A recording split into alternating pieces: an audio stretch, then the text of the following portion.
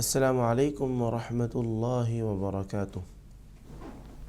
الحمد للہ رب العالمین والصلاة والسلام علی حبیبہ سید الانبیاء واشرف المرسلین وعلی آلہ الطیبین الطاہرین واصحابہ الاکرمین الافضلین وعلی من احبہم وتبعہم بإحسان اجمعین الی یوم الدین، اما بعد۔ فأعوذ بالله من الشيطان الرجيم، بسم الله الرحمن الرحيم۔ يا أيها الناس قوا أنفسكم وأهليكم نارا وقودها الناس والحجارة عليها ملائكة غلاظ شداد لا يعصون الله ما أمرهم ويفعلون ما يؤمرون، صدق اللہ العظیم۔ ناظرین کرام، آپ دیکھ رہے ہیں منصف ٹی وی کا لائیو پروگرام دین کی بات۔ اس پروگرام میں ہم آپ کا دل کی گہرائیوں سے استقبال کرنا چاہتے ہیں۔ آج کے ہمارے پروگرام کا عنوان ہے گمراہی کے نتائج۔ اس موضوع سے متعلق آپ سوال کر سکتے ہیں اور جواب حاصل کر سکتے ہیں۔ اس موضوع سے علاوہ کوئی اور موضوع سے متعلق بھی آپ سوال کرنا چاہتے ہیں تو اس پروگرام میں شریک ہو کر سوال کر سکتے ہیں۔ اس پروگرام میں شریک ہونے کے لیے اسکرین پر جو نمبرات بتلائے جا رہے ہیں ان نمبرات کو ڈائل کر کے آپ پروگرام کا حصہ بن سکتے ہیں۔ ایک اور اہم بات آپ ذہن میں رکھیں، جب بھی آپ کال کریں ٹی وی سیٹ سے تھوڑا سا دور ہٹ کر بات کریں یا ٹی وی کا والیوم بالکل کم کر دیں تاکہ آپ کی آواز صاف سنائی دے سکے۔ ناظرین، جیسا کہ آپ نے سنا ہے کہ آج کے ہمارے پروگرام کا عنوان ہے گمراہی کے نتائج۔ اس موضوع سے متعلق انشاءاللہ تعالی ہم گفتگو کریں گے۔ دیگر اور بھی موضوعات سے متعلق اگر سوالات آتے ہیں تو پھر ان کو بھی انشاءاللہ تعالی شامل کیا جائے گا۔ ناظرین، گمراہی کے کیا نتائج ہیں اور گمراہی کہتے کس کو ہیں؟ گمراہی کا مطلب یہ ہے کہ انسان صراط مستقیم سے ہٹ جائے، سیدھے راستے کو بھول جائے اور بھٹک جائے۔ قرآن و حدیث کا جو راستہ ہے اس کو چھوڑ کر کوئی اور راستے پر چلے، اس کو گمراہی کہا جاتا ہے، راستے سے بھٹکنا کہا جاتا ہے۔ گمراہی کے کچھ اسباب بھی ہوتے ہیں، پھر اس کے نتائج بھی ہوتے ہیں۔ گمراہی کے اسباب یہ ہے کہ قرآن کریم سے دوری، احکام قرآن سے دوری، تعلیمات قرآن سے دوری، اور قرآن کریم میں جو عقائد بتلائے گئے ہیں ان عقائد سے انسان غافل اور نابلد رہے، اس سے دور ہو جائے تو پھر وہ گمراہی کا شکار ہو سکتا ہے۔ اسی طرح احادیث مبارکہ کے اندر حضور اکرم صلی اللہ علیہ وسلم نے جو ہدایات اور تعلیمات عطا فرمائی ہیں ان سے دور اگر انسان ہو جاتا ہے تب بھی وہ گمراہی کا شکار ہوتا ہے۔ اور اس کے ساتھ ساتھ نیک لوگوں کی صحبت، بزرگوں کی سنگت، ان کی ہم نشینی، علماء سے وابستگی، یہ ساری چیزیں انسان کو گمراہی سے بچا سکتی ہیں، اور اگر ان سے دور ہو جائے تو انسان گمراہی کا شکار ہو جاتا ہے۔ قرآن کریم میں جہاں پر احکام سے متعلق رہبری کی گئی ہے، عبادات، معاملات، معاشرت، اخلاق سے متعلق رہبری کی گئی ہے، وہاں پر اللہ تعالیٰ نے نیک لوگوں سے، بزرگوں سے وابستگی، ان کی ہم نشینی، ان کی مجلس میں بیٹھنا، اس کو بھی ذکر فرمایا ہے۔ ارشاد الہی ہے، یا ایھا الذین آمنوا اتقوا اللہ وابتغوا الیہ الوسیلہ، اے ایمان والو اللہ سے ڈرو اور اس تک پہنچنے کے لیے وسیلہ تلاش کرو۔ تو اللہ تعالیٰ تک پہنچنے کے لیے وسیلہ کیسے تلاش کریں؟ تو اس آیت مبارکہ کی تفسیر میں مفسرین کرام نے لکھا کہ نیک لوگوں کی صحبت میں رہیں، علماء کی صحبت میں رہیں، صالحین کی صحبت میں رہیں، اللہ والوں کی صحبت میں رہیں، ان کی صحبت میں بیٹھ کر اللہ سبحانہ و تعالیٰ تک پہنچنے کے لیے وسیلہ تلاش کریں۔ تو الغرض ناظرین کرام، نیک لوگوں کی صحبت اور سنگت یہ انسان کے لیے سعادت مندی کی بات ہے۔ حضرت شیخ سعدی رحمۃ اللہ تعالی علیہ نے بیان فرمایا، صحبت صالح ترا صالح کند صحبت طالح ترا طالح کنت، یعنی نیک کی صحبت تجھے بھی نیک بناتی ہے اور برے کی صحبت تجھے برا بنا دیتی ہے۔ تو نیک لوگوں کی صحبت میں بیٹھنا چاہیے، اللہ والوں کی صحبت میں بیٹھنا چاہیے۔ اور بزرگوں نے یہ بھی بتایا کہ برے کی صحبت اگر معلوم ہو جائے کہ جس کی صحبت میں آپ بیٹھتے ہو اگر وہ برا شخص ہے تو 10 روپیے خرچ کر کے، اس زمانے میں 10 روپے بہت اہم اور قیمتی بات ہوا کرتی تھی، تو اس کی صحبت سے بچنے کے لیے، برے کی صحبت سے بچنے کے لیے کچھ روپیے خرچ کرنا پڑے تو خرچ کر کے اس کی صحبت سے بچ جاؤ، اور نیک کی صحبت کچھ روپیے خرچ کر کے حاصل کرنا پڑے تو کچھ روپیے خرچ کر کے نیک کی صحبت حاصل کر لو۔ یہ بڑے لوگوں نے، بزرگوں نے بیان فرمایا ہے۔ تو ناظرین کرام، انسان جب اللہ سبحانہ و تعالیٰ سے دور ہوتا ہے، اللہ سبحانہ و تعالیٰ کی ہدایات اور تعلیمات سے دور ہوتا ہے، قرآن و حدیث سے دور ہوتا ہے، بزرگوں سے اور علماء سے دور ہوتا ہے، دین سے دور ہوتا ہے، تو وہ گمراہی کا شکار ہوتا ہے۔ ہم کو دین پر چلنا ہے، کیونکہ قرآن کریم میں اللہ تعالیٰ نے فرمایا ان الدین عند اللہ الاسلام، یقیناً اللہ تعالیٰ کے پاس دین اسلام ہی ہے۔ تو انسان مسلمان ہے تو بحیثیت مسلمان وہ اس بات کا پابند ہے کہ وہ قرآن و حدیث پر عمل کرتے ہوئے زندگی گزارے، قرآن و حدیث کے راستے کو نہ چھوڑے، ترک نہ کرے۔ ایک کالر کو ہم پروگرام میں شامل کرتے ہیں۔ السلام علیکم۔ السلام علیکم۔ وعلیکم السلام۔ جی، کون اور کہاں سے بات کر رہے ہیں؟ میں اکبر علی بنگلور سے بات کر رہا ہوں۔ جی اکبر صاحب فرمائیے، کیا سوال ہے؟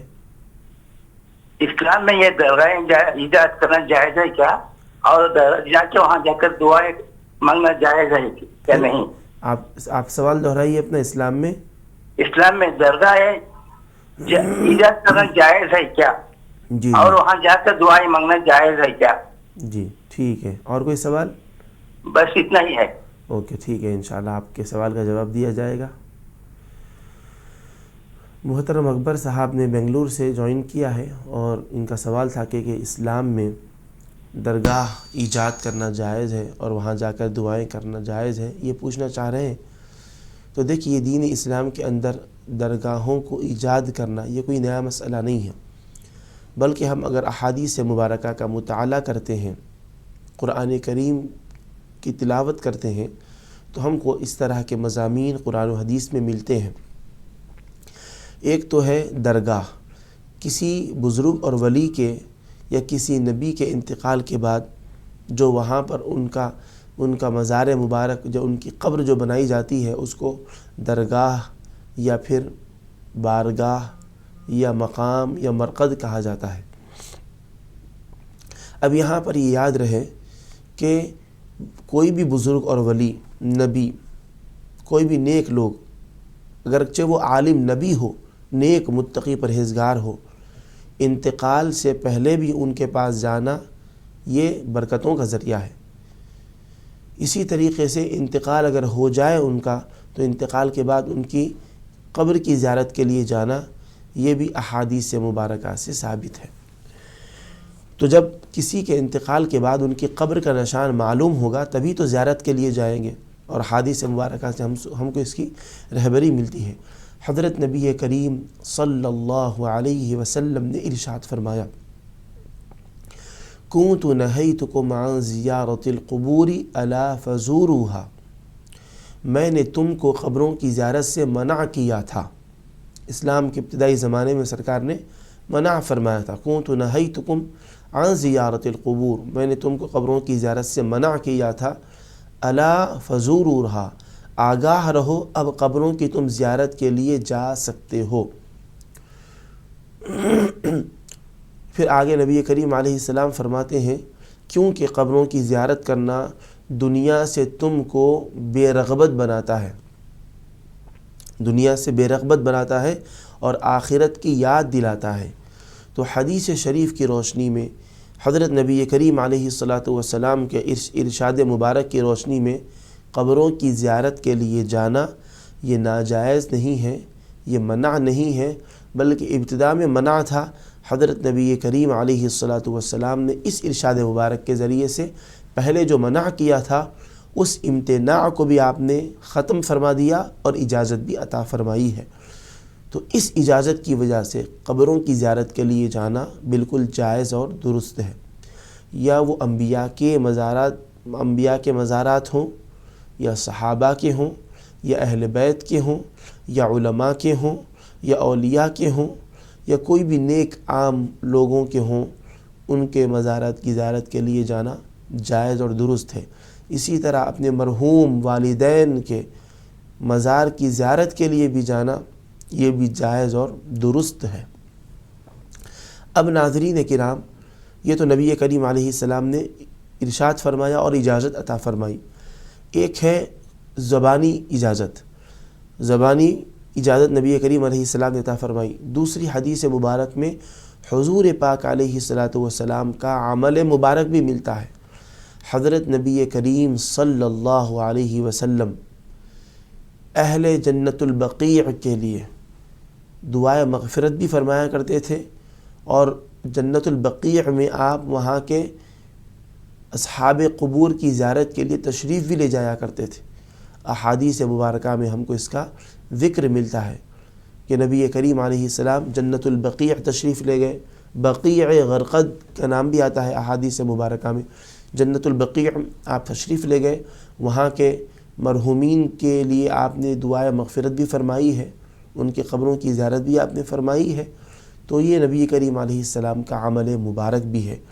اسی طرح جو شہدائے احد ہیں، جو اسلام کی تیسری جنگ ہوئی احد معرکہ، جو جبل احد پہاڑ کے دامن میں واقع ہوئی ہے جنگ، تو اس جنگ میں حضور پاک علیہ السلام کے چچا جان حضرت سیدنا امیر حمزہ رضی اللہ تعالی عنہ شہید ہوئے، دیگر اور صحابہ کرام بھی شہید ہوئے۔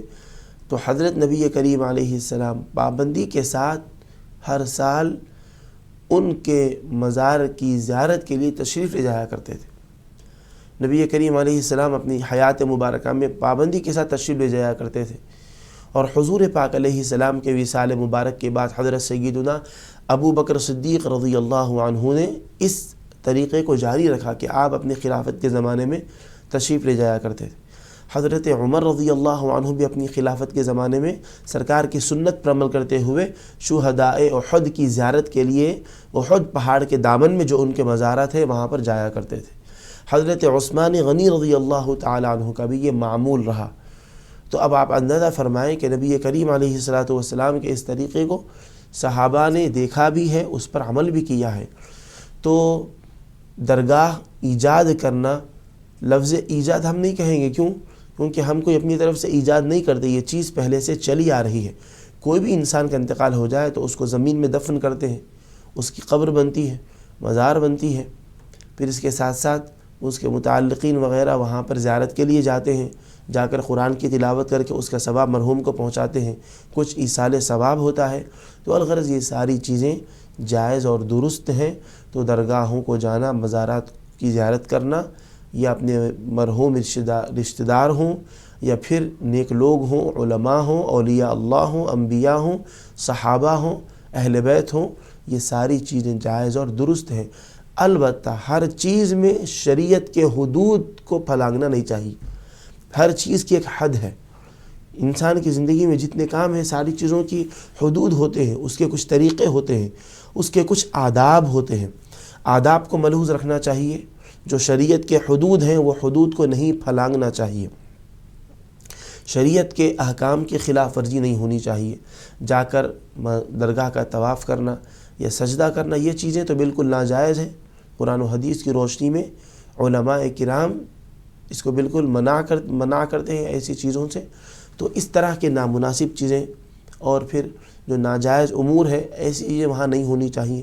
لیکن درگاہ کی زیارت کرنا یہ بالکل جائز ہے، پھول چڑھانا یہ بالکل جائز اور درست ہے۔ نبی کریم علیہ السلام کے ہی عمل مبارک سے، حدیث شریف سے ثابت ہے کہ نبی کریم علیہ السلام نے درخت کی تر ٹہنی کو منگوایا، اس کے 2 حصے کیے، 2 قبروں پر آپ نے وہ لگایا، اور فرمایا کہ ان دونوں قبروں پر عذاب ہو رہا تھا۔ اللہ سبحانہ و تعالیٰ کے فضل سے جب تک یہ ٹہنیاں تر رہیں گی ان کے عذاب میں کمی رہے گی۔ تو مزار پر قبر پر پھول وغیرہ ڈالنا یہ بالکل جائز ہے، سرکار کے اس عمل مبارک سے اس کا ثبوت ملتا ہے۔ اور البتہ خواتین کا ایسی حالت میں جانا کہ وہاں پر مردوں سے اختلاط ہو، جسم سے جسم ٹکرائے یا پھر برائی پھیلنے کا اندیشہ ہو، تو بالکل ایسی حالت میں جانا نامناسب ہے۔ ویسے صرف درگاہ کی ہی بات نہیں، بلکہ شاپنگ مالز کو جانا، دیگر اور ضروریات کے لیے گھر کے باہر نکلنا جہاں بے پردگی ہو عورت کے لیے، کہیں بھی، درگاہ ہی کی بات نہیں ہے، درگاہ ہو یا پھر اور دیگر ہاسپٹل ہو یا دیگر خرید و فروخت کے لیے بازار جانا پڑے، شریعت کے حدود میں رہتے ہوئے جائیں، بے پردگی نہیں ہونی چاہیے، مردوں کا عورتوں کا اختلاط نہ ہو، ٹھیک ہے، بد نگاہی نہ ہو، برائی نہ پھیلے۔ ان ساری چیزوں کا خیال جس طرح بازار کو جاتے وقت رکھنا چاہیے، اسی طرح درگاہ کو جاتے وقت بھی رکھنا لازم اور ضروری ہے۔ امید ہے کہ آپ اس جواب سے مطمئن ہوئے ہوں گے۔ اللہ تعالی ہم کو آپ کو قرآن و حدیث کے احکامات اور تعلیمات پر عمل کرتے ہوئے زندگی گزارنے کی توفیق عطا فرمائے۔ تو ناظرین کرام، آپ بھی اس پروگرام میں شریک ہونا چاہتے ہیں تو اسکرین پر دیے گئے نمبرات سے اس پروگرام کا حصہ بن سکتے ہیں۔ ایک کالر کو شامل کرتے ہیں۔ السلام علیکم۔ السلام۔ جی، کون اور کہاں سے بات کر رہی ہیں بہن؟ میں بھدرادری سے بات کر رہی ہوں۔ جی، کہاں سے؟ بھدرادری پتوگرام۔ جی جی، فرمائیے، کیا سوال ہے آپ کا؟ جی، اگر لڑکے کی ہو یا لڑکی کی اپنی مرضی تھوپ کے والدین شادی کر دیتے ہیں، کیا یہ جائز ہے؟ عمر بھر وہ لوگ الگ ہی رہتے ہیں، بہت تکلیف دیتے ہیں لڑکیوں کو، اپنی عزت کے خالی لڑکی اور لڑکے کو بہت پریشان کرتے ہیں۔ کون پریشان کرتے ہیں؟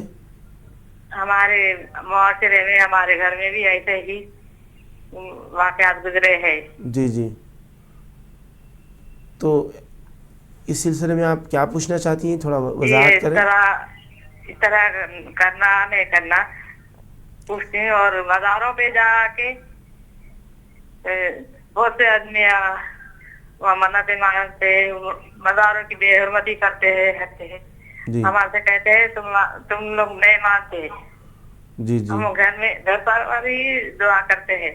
جی جی، اس کے بارے میں روشنی دے۔ ٹھیک ہے، تو بچے بچیوں کی مرضی پوچھے بغیر ان کی شادی کرنا، جی، ان کی مرضی پوچھ کے شادی کرنا یا بغیر پوچھے شادی کرنا؟ بغیر پوچھے۔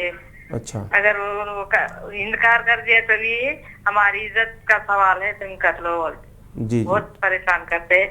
اور ایک واقعہ ایسا ہوا کہ لڑکی کو مار دیے اللہ جلا کے، اور ایک عورت کو حاملہ تھی تو لات مار کے ختم کر دیے، استغفر اللہ۔ وہ بھی مر گیا۔ اچھا، ایسے واقعات دیکھ کے تو لڑکیوں کو نفرت ہو جاتی ہے شادی سے۔ جی جی، بالکل، انشاءاللہ آپ کے دونوں سوالات کے جوابات دیے جائیں گے۔ ناظرین، یہ بہن نے سوال کیا تھا کہ لڑکے اور لڑکیوں کی مرضی پوچھے بغیر ان کی شادی کرنا، یہ اس سلسلے میں کیا معاملہ ہے؟ تو دیکھیں، اگر لڑکا اور لڑکی شادی کے سلسلے میں اپنے رشتے کا طے کرنے کا معاملہ اپنے والدین یا اپنے سرپرستوں کے حوالے کر دیے ہیں، کہے ہیں کہ جہاں کو آپ مناسب سمجھے ہمارے رشتہ طے کر سکتے ہیں، تو ایسی صورت میں ماں باپ یا سرپرستوں کا ان کے بچوں کے ایسا کہنے کی وجہ سے اپنی طرف سے رشتہ طے کرنا یہ بالکل مناسب ہے، کوئی اس کے اندر حرج نہیں ہے۔ لیکن جہاں پر لڑکا لڑکی اپنی پسند بھی رکھتے ہوں تو ان کی پسند کا لحاظ کیے بغیر صرف اپنی مرضی سے ان کا رشتہ طے کرنا، ان کی شادی ایسی جگہ کرنا جہاں پر شادی کرنے کے سلسلے میں ان کی پسندیدگی اور مرضی شامل نہ رہی ہو، اس طریقے سے کرنے سے ان کی زندگی میں اختلافات پیدا ہوتے ہیں، چین و سکون کا خاتمہ ہوتا ہے۔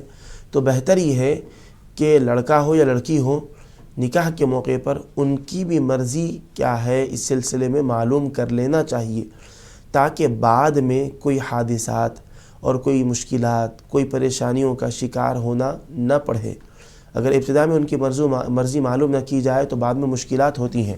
جائز طریقے سے، حلال طریقے سے ان کا رشتہ طے کیا جائے، ان کا نکاح کر دیں اسلامی سنت طریقے پر، اور پھر اگر وہ اس سلسلے میں صحیح اور جائز طریقے سے اپنی پسند کا اظہار کرتے ہیں تو ان کی پسند کو ملحوظ رکھنا یہ بالکل جائز ہے۔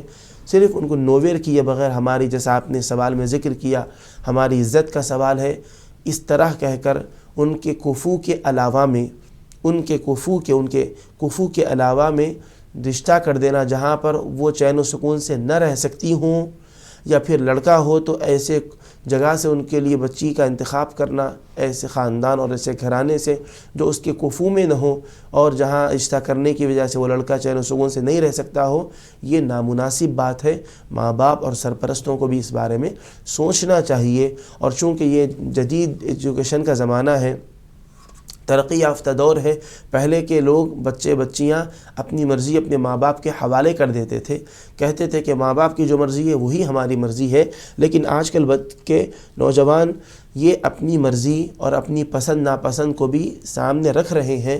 تو ایسے ماحول میں ان کی پسند کا لحاظ رکھتے ہوئے ان کا رشتہ طے کرنا، تاکہ آنے والی زندگی میں وہ چین سکون سے رہ سکیں، کوئی اختلافات مشکلات کا سامنا کرنا نہ پڑے، یہ زیادہ مناسب بات ہے۔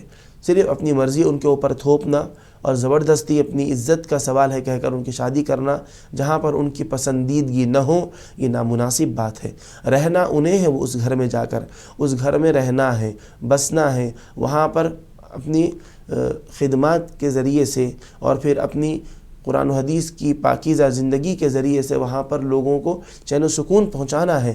اور اگر یہ وہاں پر جانے میں، اس گھر میں رشتہ کرنے میں مطمئن نہ ہوں تو زبردستی تیار کرنا مناسب نہیں ہے۔ البتہ بچے کوئی ایسے رشتے کے بارے میں بتاتے ہیں جو ان کے لیے ماں باپ یا سرپرست نامناسب سمجھ رہے ہیں تو اس کے کیا نقصانات ہیں ان کو بتا دیں۔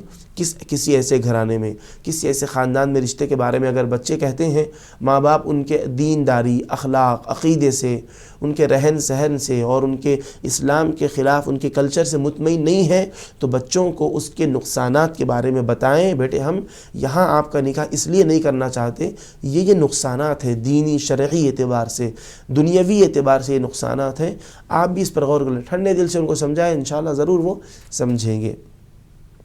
اور اگر کوئی ایسا رشتہ ہے جہاں پر رشتہ طے کرنے میں ماں باپ بھلائی اور بہتری سمجھ رہے ہیں تو اس کے جو فوائد ہیں بچوں کو سمجھائیں کہ وہاں دینداری ہے، اخلاق ہے، کردار ہے، رہن سہن ہے، اچھی تربیت ہے، ایسی جگہ رشتہ کرنا چاہ رہے ہیں اور بچے کی مرضی نہیں ہے تو اس کو سمجھائیں یہاں رشتہ کرنے میں یہ فوائد اور یہ بینیفٹس ہیں، اور وہ سمجھ جائے تو انشاءاللہ پھر بچے کی بھی مرضی اس میں شامل حال ہو جائے گی۔ زبردستی ان کو منائے بغیر، ان کو اپنے اہتمام میں لیے بغیر صرف اپنی مرضی چلانا یہ نامناسب بات ہے، کیونکہ ماں باپ بھی کیا چاہتے ہیں، سرپرست بھی، بچیاں آپس میں جو جن کی شادی کی جا رہی ہے وہ خوشحال، خوشگوار، چین و سکون کے ساتھ اطمینان بخش زندگی گزاریں۔ اگر ان کی مرضی کا بالکل لحاظ کیے بغیر کرنے سے ان کی زندگی اگر مشکل ہو جاتی ہے، دشواریوں کا وہ شکار ہو جاتی ہے، تو پھر اس سے ماں باپ کو بھی خود ہی تکلیف ہوگی۔ اور جیسے کہ آپ نے واقعات کا ذکر کیا کہ شوہر بیویوں پر ظلم کرتے ہیں، زیادتی کرتے ہیں، جس کی وجہ سے بچیاں شادی کے نام سے ہی گھبراتی ہیں، تو دیکھیے شوہروں کا اپنی بیویوں پر زیادتی کرنا، ان کو تکلیف دینا، نقصان پہنچانا، جانی مالی کسی بھی اعتبار سے نقصان پہنچانا یہ جائز اور درست نہیں ہے۔ شوہروں کو چاہیے کہ اپنی بیویوں کے ساتھ اچھا سلوک کریں۔ حضور پاک علیہ السلام نے ارشاد فرمایا، حدیث مبارک ہے کہ خیرکم خیرکم لأہلہ، تم میں سب سے بہترین وہ ہے جو اپنے گھر والوں کے ساتھ سب سے اچھا ہو۔ باہر والوں کے ساتھ تو انسان بہت اچھا رہتا ہے بن کر، اچھا نبی ہو تو اچھا بننے کی کوشش کرتا ہے۔ حضور پاک علیہ السلام یہاں فرماتے ہیں تم میں سب سے بہترین وہ ہے جو اپنے گھر والوں کے ساتھ اچھا ہو، وَأَنَا خَيْرُكُمْ لِأَهْلِهِ، اور میں تم سب لوگوں میں اپنے گھر والوں کے ساتھ سب سے بہترین سلوک کرنے والا ہوں۔ حضور اکرم صلی اللہ علیہ وسلم امہات المؤمنین اور اپنی ازواج مطہرات کا بہت لحاظ فرمایا کرتے تھے، ان کے راحت و آرام کا، ان کے چین و سکون کا، ان کی راحت کا، اور ان کو نقصان اور تکلیف سے بچانے کی ہر ممکنہ کوشش فرمایا کرتے تھے۔ اگر احادیث مبارکہ میں یہ بھی ملتا ہے، اگر وہ آرام کر رہی ہوں، گھر میں سو رہی ہوں، تو نبی کریم علیہ الصلاۃ والسلام اگر باہر تشریف لے جانا چاہتے تو حدیث شریف میں آتا ہے انتہائی آہستگی سے اٹھتے، آہستہ آہستہ قدم رکھتے، آہستہ چادر مبارک لیتے، آہستہ دروازہ کھولتے تاکہ آواز پیدا نہ ہو۔ اگر آواز پیدا ہوگی تو امہات المؤمنین کی نیند میں خلل آ جائے گا۔ اس طرح نبی کریم علیہ السلام ہر چیز آہستہ آہستہ فرمایا کرتے تاکہ ان کی نیند میں خلل نہ ہو۔ اب بالکل چیخ چیخ کر زور زور باتیں کرنا، چیزوں کو زور سے اٹھانا پٹخنا کہ لوگوں کی نیند میں خلل ہو، یہ بالکل نامناسب بات ہے۔ ان کے کام میں نبی کریم علیہ السلام ہاتھ بھی بٹایا کرتے تھے امہات المؤمنین کے کام میں۔ حضور پاک علیہ الصلاۃ والسلام کی ایسی شفقت ہے، سرکار پیار محبت کے ساتھ زندگی گزارنے کی تعلیم دیے ہیں۔ پیار محبت کے ساتھ زندگی گزاریں، اللہ اس کے رسول کے احکامات پر بھی عمل کریں، اور عبادات اور فرائض کا بھی پاس و لحاظ رکھیں۔ یہ حضور پاک علیہ السلام کی تعلیم ہے۔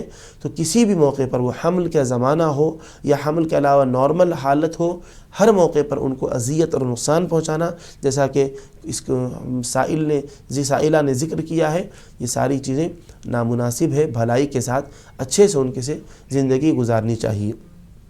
وہ ان کے سوال کی وضاحت ہم نے تفصیل کے ساتھ کی ہے۔ رشتوں سے متعلق انہوں نے سوال کیا تھا کہ رشتوں میں بچوں کی مرضی پوچھی جائے یا ان کی مرضی نہ پوچھی جائے، کیا ان کی مرضی کا لحاظ رکھنا رشتے میں، لڑکا ہو یا لڑکی ہو، یہ لازم اور ضروری ہے، یہ انہوں نے سوال کیا تھا۔ تو اس سلسلے میں ہم نے تفصیل کے ساتھ وضاحت کی ہے۔ امید ہے کہ آپ ہمارے اس جواب کو اطمینان کے ساتھ سنی ہوں گی اور مطمئن ہوئی ہوں گی۔ تو ناظرین کرام، اسی طریقے سے انہوں نے یہ بھی سوال کیا تھا کہ درگاہوں کو جانے سے متعلق، ویسے ہم نے پروگرام کے ابتدائی حصے میں اس سوال کی اچھی وضاحت کی ہے، لیکن دوبارہ ان کا سوال آیا ہے کہ درگاہوں کو جانے سے متعلق ان کا سوال انہوں نے کیا تھا۔ تو دیکھیے، درگاہوں کو جانا برا نہیں ہے۔ احادیث مبارکہ کی روشنی میں ہم نے گفتگو کی تھی۔ حضور پاک علیہ الصلاۃ والسلام نے فرمایا کہ میں نے تم کو قبروں کی زیارت سے منع کیا تھا، اب میں اجازت دیتا ہوں کہ تم قبروں کی زیارت کے لیے جا سکتے ہو، کیونکہ قبروں کی زیارت کے لیے جانا یہ دنیا سے بے رغبت بناتا ہے اور تم کو آخرت کی یاد دلاتا ہے۔ درگاہ کسی ولی کی درگاہ ہو تو وہ بھی قبر ہے، کسی عام انسان کی اگر مزار ہو تو وہ بھی قبر ہے۔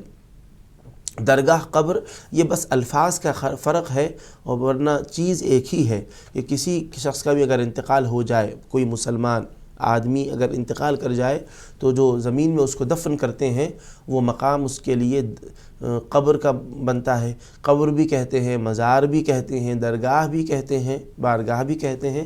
البتہ نیک لوگوں کے لیے، علماء صلحاء بزرگوں کے لیے درگاہ اور بارگاہ کا لفظ استعمال کرتے ہیں۔ تو قبروں کو جانا زیارت کے لیے بالکل جائز اور درست ہے، اور حضور پاک علیہ الصلاۃ والسلام بھی جنت البقیع میں وہاں کے اہل قبور کی زیارت کے لیے، جنت البقیع کیا ہے؟ یہ مدینہ منورہ کا قبرستان ہے۔ تو جنت البقیع میں آپ زیارت کے لیے تشریف لے جایا کرتے تھے۔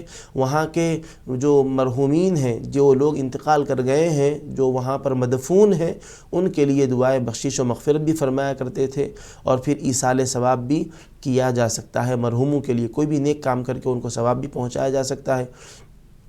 اسی طرح حدیث شریف میں ملتا ہے کہ حضور اکرم صلی اللہ علیہ وسلم شہدائے احد کی زیارت کے لیے ہر سال تشریف لے جایا کرتے تھے، اور پھر نبی کریم علیہ الصلاۃ والسلام کے وصال مبارک کے بعد حضرت سیدنا ابو بکر صدیق رضی اللہ عنہ، حضرت سیدنا عمر فاروق رضی اللہ عنہ، حضرت سیدنا عثمان غنی رضی اللہ عنہ کا یہی عمل رہا۔ احادیث مبارکہ میں ہم کو یہ ساری چیزیں ملتی ہیں، تو بالکل جائز اور درست ہے۔ شرعی حدود میں رہتے ہوئے جانا چاہیے، اور مرد حضرات، خواتین، ہر دو جا سکتی ہیں، لیکن شریعت کے حدود کو نہیں پھلانگنا چاہیے۔ شریعت کے جو اصول ہیں، جو ضوابط ہیں، جو طریقے ہیں، جو آداب بتلائے گئے ہیں، وہ ساری چیزوں کا لحاظ رکھنا لازم اور ضروری ہے۔ مرد حضرات کے لیے بھی بہت ضروری ہے کہ وہ خواتین سے ان کا اختلاط نہ ہو، خواتین کے لیے ضروری ہے کہ مردوں سے ان کا اختلاط نہ ہو۔ حجاب اور شرعی حجاب میں مکمل حجاب اور پردے کے اہتمام کے ساتھ وہ جائیں، وہاں پر بھی کوئی نامناسب چیزیں نہیں ہونی چاہیے۔ الغرض سارے شریعت کے اصولوں کا لحاظ رکھتے ہوئے قبروں کی زیارت کے لیے جایا جا سکتا ہے۔ تو ناظرین، ہم یہ لائیو پروگرام پیش کر رہے ہیں۔ آج کے پروگرام میں اگر آپ بھی کسی سوال سے شریک ہونا چاہتے ہیں، کوئی آپ سوال کرنا چاہتے ہیں، اس پروگرام کا حصہ بننا چاہتے ہیں، تو اسکرین پر دیے گئے نمبرات سے آپ اس پروگرام میں شریک ہو سکتے ہیں۔ جیسا کہ ہم نے پروگرام کے آغاز میں ذکر کیا کہ ہمارا آج کا عنوان ہے گمراہی کے نتائج، تو ہم اس سلسلے میں گفتگو کر رہے تھے، درمیان میں اس کالرز آ گئے، ان کے سوالات کے جوابات دیے گئے۔ اب ہم اپنے اصل موضوع کی طرف آتے ہیں۔ تو دیکھیے گمراہی کیا ہے؟ گمراہی یہ صرف صراط مستقیم سے بھٹکنا ہی نہیں ہے، بلکہ انسان حق کو دیکھتے ہوئے، سچ کو اپنی آنکھوں سے دیکھتے ہوئے، حق بات کو، حق راستے کو دیکھتے ہوئے اس سے منہ پھیر لینا یا اس کو چھوڑ دینا، سیدھے راستے پر نہ چلنا، حق سے منہ موڑ لینا، آنکھوں کو بند کر لینا دیکھتے ہوئے حق بات اور سچ بات، یہ بھی ایک قسم کی گمراہی ہے۔ قرآن کریم میں گمراہی کے نہ صرف اسباب بتلائے گئے ہیں، بلکہ دینی اور اخروی اعتبار سے، دنیاوی اعتبار سے اس کے نقصانات بھی بتلائے گئے ہیں۔ دیکھیے یہ چیز پیدا کیوں ہوتی ہے؟ گمراہی بری صحبت سے پیدا ہوتی ہے۔ اس کے اسباب ہیں، بری صحبت ہے، یا جہالت ہے، یہ خواہش نفس کی پیروی ہے۔ یہ چیزیں ایسی ہیں، اس کی وجہ سے انسان گمراہ ہو جاتا ہے۔ سب سے پہلی چیز تو کیا ملحوظ رکھنی چاہیے کہ بری صحبت سے اپنے آپ کو بچائے۔ بری صحبت سے انسان گمراہی کی طرف چلا جاتا ہے، گمراہی کا شکار ہو جاتا ہے۔ صحبت اچھی ہو، نیک لوگوں کی صحبت ہو، جو دینی تعلیمات سے واقف ہو ان کی صحبت ہو، اور وہ بھی قرآن و حدیث کی تعلیمات پر عمل کرتے ہوں، صرف دین کا لباس ہی نہ ہو، لبادہ ہی اوڑے ہوئے نہ ہو، بلکہ ان کے اندر بھی دین ہو، دین ان کے دل کے اندر ہو، ان کے معاملات کے اندر، ان کے معمولات کے اندر، ان کے اٹھنے بیٹھنے کے اندر دینداری ہو۔ صرف دین کا لبادہ اوڑے ہوئے ہیں لیکن دین سے خالی ہیں، ایسے لوگوں کی صحبت سے بچا جائے جو حقیقت میں دین سے واقف ہوں، دیندار بھی ہوں، دین سے واقف بھی ہوں، ایسے لوگوں کی صحبت میں رہا جائے۔ تو پہلی چیز ہے بری صحبت سے اپنے آپ کو بچائے۔ نیک اور اچھے لوگوں کی صحبت، جن کا عقیدہ بھی درست ہو، جن کا عمل بھی درست ہو، جن کا عقیدہ بھی قرآن و حدیث کے مطابق ہو، جن کا عمل بھی قرآن و حدیث کے مطابق ہو، ایسوں کی صحبت اختیار کی جائے۔ خواہش نفس کی پیروی سے اپنے آپ کو بچایا جائے، یہ چیزیں ضروری ہیں۔ ایک کالر کو شامل کرتے ہیں۔ السلام علیکم۔ وعلیکم السلام مفتی صاحب۔ حضور پوچھنا یہ تھا کہ جیسے دعا یہ کہیں کہیں مانگا جاتا ہے کہ اللہ رحم کرے محمد صلی اللہ علیہ وسلم کے واسطے، اور محمد صلی اللہ علیہ وسلم کرم کیجیے اللہ کے واسطے، کہ یہ دعا اسلام اور قرآن و سنت کے لحاظ سے شرعاً جائز ہے؟ مفتی صاحب ذرا رہنمائی کیجیے۔ جی بالکل۔ اور کوئی سوال آپ کا؟ نہیں حضور نہیں ہے۔ جی چلو ٹھیک ہے، آپ کے سوال کا جواب دیا جاتا ہے۔ آپ نے یہ سوال کیا کہ اللہ تعالیٰ کے دربار میں یہ عرض کرنا کہ اے اللہ، حضرت محمد مصطفیٰ صلی اللہ علیہ وسلم کے واسطے سے ہم پر کرم فرما، یہ آپ کا سوال تھا۔ اور اسی طرح یا محمد صلی اللہ علیہ وسلم اللہ تعالیٰ کے واسطے سے ہم پر توجہ فرمائیے، نظر کرم فرمائیے، کیا اس طرح دعا میں کہنا جائز اور درست ہے؟ تو دیکھیے دعا کیا ہے، یہ بندے اور رب کے درمیان ایک راز کا معاملہ ہے، ایک سر ہے، ایک تعلق ہے، کنیکشن ہے۔ بندہ براہ راست اللہ تعالیٰ کے دربار میں عرض کرے اور پھر نبی کریم صلی اللہ علیہ وسلم کے وسیلے سے دعا کرے، یہ بالکل جائز ہے۔ قرآن کریم میں اللہ تعالیٰ نے خود فرمایا یا ایھا الذین آمنوا اتقوا اللہ، اے ایمان والو اللہ سے ڈرو، وابتغوا الیہ الوسیلہ، اور اللہ تک پہنچنے کے لیے وسیلہ تلاش کرو۔ تو قرآن میں وسیلے کا ذکر آیا ہے، تو دعا میں حضرت محمد صلی اللہ علیہ وسلم کا وسیلہ لے کر دعا کرنا یہ بالکل جائز اور درست ہے۔ اور حضور پاک علیہ السلام نے بھی جو اپنی امت کو، صحابہ کو دعائیں سکھائی ہیں، ان میں ایسی دعائیں بھی موجود ہیں جن میں نبی کریم علیہ السلام کے وسیلے کا ذکر ہے۔ تو دو چیزیں بھی دعا کے اندر موجود ہیں، میں حدیث شریف کی روشنی میں کہ اللہ کے دربار میں حضور اکرم صلی اللہ علیہ وسلم کو وسیلہ بنانا کہ نبی حضرت محمد مصطفیٰ صلی اللہ علیہ وسلم کے وسیلے سے کرم فرما، یہ بھی بالکل جائز ہے۔ اور حضرت محمد مصطفیٰ صلی اللہ علیہ وسلم کے دربار میں عرض کرنا کہ اے محمد صلی اللہ علیہ وسلم، اللہ تعالیٰ کے واسطے سے آپ ہم پر توجہ فرمائیے، یہ بھی بالکل جائز ہے۔ سرکار نے جو دعائیں سکھائی ہیں وہ اس کے اندر یہ موجود ہے۔ اللہم انی اسألک واتوجہ الیک بنبیک محمد صلی اللہ علیہ وسلم، یہ عربی دعا ہے سرکار جو سکھائے ہیں، آپ گوگل پر سرچ کر کے عربی میں دیکھ سکتے ہیں۔ اللہم انی اسألک، اے اللہ میں تجھ سے مانگتا ہوں، واتوجہ الیک، اور میں تیری طرف متوجہ ہوتا ہوں، بنبیک، تیرے نبی حضرت محمد صلی اللہ علیہ وسلم کے وسیلے سے، یا محمد، پھر اس کے بعد ذکر ہے اے محمد صلی اللہ علیہ وسلم، میں آپ کی طرف متوجہ ہوتا ہوں کہ آپ اللہ تعالیٰ کے دربار میں میرے لیے سفارش فرمائیے، آپ توجہ فرمائیے۔ اس طرح کے الفاظ بالکل جائز اور درست ہیں، احادیث مبارکہ سے اس کا ثبوت ہم کو ملتا ہے، تو دعا میں ایسا کہنا کوئی حرج کی بات نہیں ہے، کیونکہ ہم اللہ تعالیٰ کے دربار میں دعا کر رہے ہیں تو اللہ ہمارا خالق و مالک ہے، اس کو ہم خدا مانتے ہوئے دعا کر رہے ہیں، اور حضرت محمد صلی اللہ علیہ وسلم کو اس میں وسیلہ بنا رہے ہیں، جائز ہے۔ حدیث شریف سے بھی ہم نے اس کا ثبوت دیا ہے۔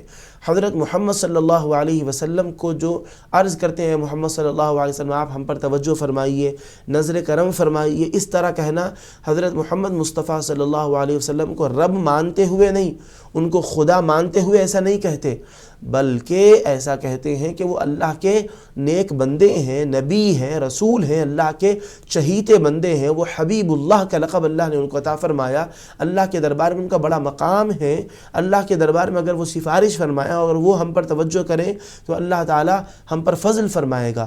تو حضرت محمد صلی اللہ علیہ وسلم کو دعا میں جو وسیلہ یا ان کی طرف جو متوجہ ہوتے ہیں، جو مناجات ہوتی ہے، تو ان کو نبی مانتے ہوئے کہتے ہیں، ان کو خدا نہیں مانتے، اللہ کو خدا مانتے ہیں، حضرت محمد صلی اللہ علیہ وسلم کو اللہ کا نبی اور رسول مانتے ہوئے ان کی طرف متوجہ ہو کر دعا کرتے ہیں، یہ بالکل جائز اور درست ہے۔ اور قرآن کریم سے ہم کو اس کا ثبوت ملتا ہے۔ قرآن کریم اگر ہم پڑھتے ہیں تو اللہ تعالیٰ نے فرمایا وَلَوْ أَنَّهُمْ إِذْ ظَلَمُوا أَنفُسَهُمْ جَاءُوكَ، اللہ تعالیٰ فرماتا ہے، 5واں پارہ ہے، سورہ نساء کی آیت مبارکہ ہے، وَلَوْ أَنَّهُمْ إِذْ ظَلَمُوا أَنفُسَهُمْ جَاءُوكَ، اور اگر یہ لوگ اپنی جان پر ظلم کر بیٹھیں، جاؤک، اے محمد صلی اللہ علیہ وسلم، یہ لوگ آپ کے دربار میں آئے۔ علامہ ابن کثیر نے بھی، جو وہ عالم ہے، دیگر مکتب فکر کے لوگ بھی ان کو مانتے ہیں، جو اس طرح کی باتوں کو بالکل ناجائز کہتے ہیں، انہوں نے بھی اپنی تفسیر القرآن العظیم میں اس آیت مبارکہ کی تفسیر میں آپ جا کر دیکھیے انہوں نے کیا بیان کیا۔ انہوں نے ایک واقعہ ذکر کیا کہ ایک صحابی نبی کریم علیہ الصلوۃ کے خدمت میں حاضر ہوئے اور اس آیت مبارکہ کا وسیلہ دے کر اللہ تعالیٰ نے فرمایا، اے اللہ تو نے فرمایا کہ اے لوگو جب تم اپنی جانوں پر ظلم کر بیٹھو، جاؤک، حضرت نبی کریم علیہ السلام کی خدمت میں آؤ، فاستغفروا اللہ، اور تم اللہ کے دربار میں بخشش چاہو، اور نبی کا وسیلہ بھی بخشش میں لایا جا سکتا ہے۔ انہوں نے جو واقعہ ذکر کیا اس سے اس کا ثبوت بھی ملتا ہے۔ فاستغفروا اللہ، نبی کریم علیہ السلام، اللہ چاہا تو یہ بھی فرما سکتا تھا تم اگر اپنی جانوں پر ظلم کر بیٹھو تو مسجد میں جاؤ، اپنے اپنے مقام پر مصلی بچھا کر دعا کرو، یہ سب چیزیں جائز ہیں، لیکن اللہ نے کیا فرمایا، اے نبی کریم علیہ السلام، وہ لوگ آپ کے پاس آئیں جو اپنی جان پر ظلم کیے ہیں، زیادتی کیے ہیں، اللہ کی نافرمانی کر کے، اس کے احکام کے خلاف کر کے، قرآن و حدیث کی تعلیمات کو پس پشت ڈال کر، جاؤک، وہ آپ کے دربار میں آئے، فاستغفروا اللہ، وہ اللہ تعالیٰ سے بخشش و مغفرت طلب کریں، آپ کے پاس پہلے آ جائیں، یہاں آ کر اللہ سے دعا کریں، بخشش چاہیں اللہ سے، فاستغفروا اللہ۔ پھر آگے اللہ تعالیٰ نے کیا فرمایا، یہ قرآن کی آیت میں پڑھ کر آپ کو سنا رہا ہوں، واستغفر لهم الرسول، حضرت رسول اللہ صلی اللہ علیہ وسلم بھی تمہارے لیے اللہ کے دربار میں بخشش چاہیں، آگے ہیں مصطفیٰ کے دربار میں، وہاں آ کر دعا کی ہے اللہ سے۔ پھر حضور پاک علیہ السلام بھی اللہ کے دربار میں بخشش چاہیں، اللہ یہ آیا ہے بندہ تیرے حکم پر عمل کرتے ہوئے، اس کو بخش دے، اس کی بخشش فرما دے، اس کے قصور کو معاف فرما دے۔ نبی کریم علیہ السلام بھی سفارش کریں اللہ کے دربار میں، وَاسْتَغْفَرَ لَهُمُ الرَّسُولُ، ان کے لیے رسول پاک علیہ السلام بھی اللہ کے دربار میں سفارش کرتے ہوئے بخشش چاہیں، اللہ معاف فرما دے، معاف فرما دے اس کو. تو پھر اللہ نے فرمایا لَوَجَدُوا اللَّهَ تَوَّابًا رَحِيمًا، جب ایسا ہو جائے گا کہ ظلم زیادتی کرنے والا نبی کریم علیہ السلام کے دربار میں آ کر اللہ سے دعا کرے گا، نبی کے دربار میں آ کر، اور نبی کریم علیہ السلام اللہ کے دربار میں اس آنے والے کے لیے سفارش فرمائیں گے، تو ضرور اللہ فرماتا ہے لَوَجَدُوا اللَّهَ، ضرور وہ ظلم کرنے والا جو نبی کے دربار میں آ کر اللہ سے بخشش چاہا ہے، نبی نے اس کے لیے سفارش کی ہے، بخشش طلب کی ہے، یہ جب چیزیں ہو جائیں گی تو فرماتے ہیں اللہ تعالیٰ کا ارشاد ہے لَوَجَدُوا اللَّهَ تَوَّابًا رَحِيمًا، تو اللہ تعالیٰ کو خوب توبہ قبول کرنے والا اور نہایت رحم کرنے والا پائے گا. تو دیکھیے قرآن کریم سے اس بارے میں رہبری اور رہنمائی مل رہی ہے. تو نبی کریم علیہ السلام کا دعا میں وسیلہ لینا بالکل جائز ہے، بلکہ سرکار کے وسیلے سے دعا کرنا سرکار کی ولادت کے بعد بھی جائز ہے. سرکار کے پیدا ہونے سے پہلے بھی حضور پاک علیہ السلام کے نور کے وسیلے سے دعا کی جاتی تھی.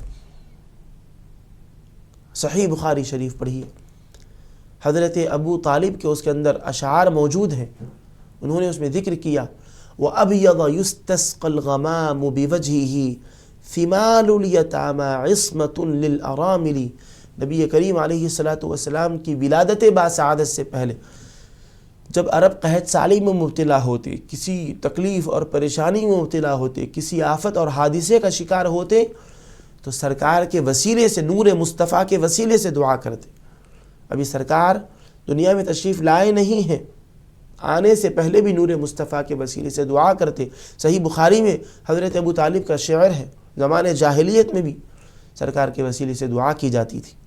وہ عظیم و جمیل ہستی یستسقى الغمام بوجهه، جن کے وسیلے سے بارش طلب کی جاتی. عرب میں قحط سالی ہے، بارش نہیں ہو رہی ہے، تو مصطفیٰ کے نور کے وسیلے سے دعا ہوتی. اور وہ کون ہے مصطفیٰ؟ ثمار الیتامى، جو یتیموں کی پناہ گاہ ہیں، یتیموں کو اپنے پاس پناہ دینے والے ہیں. عصمۃ للارامل، اور پھر بیواؤں کا وہ سہارا ہے، یتیموں کا، بیواؤں کا ان کی پناہ ہے، ان کا سہارا ہے. تو الغرض ناظرین کرام، قرآن کریم اور صحیح بخاری شریف سے یہ معلوم ہو چکا کہ نبی کریم علیہ السلام کے وسیلے سے اللہ کے دربار میں دعا کرنا، نبی کریم علیہ السلام کی طرف متوجہ ہونا، مناجات اللہ کے دربار میں ہوتی ہے، اور پھر معروضات نبی کریم علیہ السلام کے دربار میں ہوتے ہیں. یہ ساری چیزیں جائز اور درست ہیں، قرآن و حدیث سے اس کا ثبوت ملتا ہے. اور جو بھی بندہ اللہ کے دربار میں دعا کرتا ہے تو اللہ کو خدا مانتے ہوئے دعا کرتا ہے. مصطفیٰ علیہ السلام کے دربار میں اگر کچھ معروضات کرتا ہے تو خدا مان کر نہیں، بلکہ نبی اور رسول، اللہ کے نبی اور رسول ہیں، ہمارے آقا ہیں، یہ سوچ کر ہی دعا کرتا ہے. تو اس عقیدے سے دعا کرنے میں کوئی حرج اور ممانعات کی بات نہیں ہے، یہ چیزیں جائز اور درست ہیں. ناظرین، آپ بھی اس پروگرام کا حصہ بننا چاہتے ہیں، اسکرین پر دیے گئے نمبرات کے ذریعے سے آپ اس پروگرام میں شریک ہو سکتے ہیں. جیسا کہ ناظرین ہم ذکر کر رہے تھے گمراہی کے اسباب اور نتائج. تو گمراہی کے اسباب کیا ہیں؟ سیدھے راستے سے بھٹک جانا، بری صحبت میں رہنا، جہالت، قرآن و حدیث کی تعلیمات سے ناواقفیت. علم ضروری ہے، ایجوکیشن اور تعلیم ضروری ہے، دنیا کا ایجوکیشن اور تعلیم بھی ضروری ہے، دین کی تعلیم بھی ضروری ہے. دنیا میں زندگی گزارنے کے لیے، کھانے پینے کے لیے، نوکری ملازمت کے لیے، ضروریات کے تکمیلے کے لیے دنیاوی تعلیم انسان حاصل کرتا ہے. تو دنیا میں دین پر عمل کرتے ہوئے زندگی گزارنے کے لیے، قرآن و حدیث کے مطابق زندگی گزارنے کے لیے، اللہ اس کے رسول کے حکم کے مطابق زندگی گزارنے کے لیے دین کی تعلیم نہایت لازم اور ضروری ہے. تو دین کی تعلیم سیکھے. جہالت کی وجہ سے بھی بندہ گمراہی کی طرف جاتا ہے، گمراہی کے یہ اسباب ہیں. اور خواہش نفس کی پیروی کرنے کی وجہ سے جو جی میں آئے کرنا، اس کو خواہش نفس کہتے ہیں. نفس جو چاہتا ہے کر رہے ہیں، اس کی وجہ سے بھی انسان گمراہی کا شکار ہوتا ہے. ہم اپنی مرضی اور خواہش کے غلام نہیں ہیں، اللہ اس کے رسول کے حکم کے ہم فرما بردار ہیں. تو ہم اپنی مرضی اور خواہش کے غلام نہ بنیں، بلکہ اللہ اس کے رسول کے حکم پر عمل کرتے ہوئے زندگی گزاریں. تو جہالت بھی ہے، خواہش نفس بھی ہے، بری صحبت ہے، یہ انسان کو گمراہی کی طرف لے جاتی ہے، گمراہی کے اسباب ہیں، اور اس کے نتائج کیا ہیں؟ دنیا اور آخرت ہر دو کی بربادی۔ اگر انسان اسی پر گمراہی پر ہی قائم رہا، دنیا میں گمراہی پر رہا، تو دنیاوی نقصانات ہوں گے، اللہ کی نافرمانی ہوگی، رسول پاک علیہ السلام کی نافرمانی ہوگی، قرآن و حدیث کی تعلیمات کی خلاف ورزی ہوگی، اور پھر اس پر دنیا میں گناہ گار ہوگا تو آخرت میں اس کو سزا بھی ملے گی۔ تو یہ دنیاوی نقصانات ہیں، معاشرتی اور سوسائٹی کے اعتبار سے بھی اس کے نقصانات ہیں، اور پھر اخروی کیا نقصانات ہیں؟ اللہ اس کے رسول کی نافرمانی تو ہو رہی ہے، آخرت میں اللہ کے دربار میں اس کے لیے عذاب ہے۔ اگر اسی گمراہی پر ہی وہ انتقال کر گیا، اسی کو سچ اور درست مانتے ہوئے اگر دنیا سے گزر گیا، تو پھر آخرت میں بھی اس کے لیے نقصان ہے، خسارہ ہے، ہلاکت اور بربادی ہے۔ تو اس وجہ سے تعلیم، دینی تعلیم لیں، قرآن و حدیث، عقیدہ بھی قرآن کا ہو، قرآن و حدیث کا ہو، اور پھر عمل بھی قرآن و حدیث کے بتلائے ہوئے طریقے کے مطابق ہو۔ عقیدہ بھی درست ہونا چاہیے، عمل بھی درست ہونا چاہیے قرآن و حدیث کی تعلیمات کے مطابق۔ دوسری چیز، صحبت اچھی رکھیں، اچھی صحبت میں بیٹھیں اٹھیں، اور خواہش نفس کی پیروی سے اپنے آپ کو بچائیں۔ ہم اپنی مرضی کے غلام نہیں ہیں، من چاہی زندگی نہ گزاریں، جیسے من چاہ رہا ہے کھا لیے پی لیے، کچھ حرام بھی کھا لیے، حرام پی لیے، کیوں؟ دل کہا، ہمارے من نے چاہا، ہم نے ایسا کیا۔ من چاہی زندگی نہ گزاریں بلکہ رب چاہی زندگی گزاریں۔ من چاہی زندگی انسان کو گمراہی کی طرف لے جاتی ہے، اور رب چاہی، جس طرح رب چاہتا ہے، رب چاہی زندگی گزارنا انسان کو گمراہی سے بچاتے ہوئے اللہ اس کے رسول کے حکم کا تابع اور فرما بردار بناتا ہے۔ ناظرین، پروگرام اختتام کی طرف آ رہا ہے۔ قرآن و حدیث کی تعلیمات کی روشنی میں کچھ ہدایات، گمراہی سے کے نقصانات اور اس سے بچنے کے لیے کچھ ہدایات آپ کے سامنے ذکر کر کے ہم اس پروگرام کو اختتام کی طرف لاتے ہیں۔ بالکل پروگرام اختتامی مراحل سے گزر رہا ہے۔ تو ناظرین، قرآن و حدیث کی تعلیمات کی روشنی میں ہم کو کیا ہدایت ملتی ہے گمراہی سے بچنے کے لیے، اور کیا رہبری ملتی ہے؟ تو قرآن کی شریف کی تلاوت کریں، ترجمہ اور تفسیر کے ساتھ اس کا مطالعہ کریں، اور اسی طرح احادیث مبارکہ بھی مطالعہ کریں۔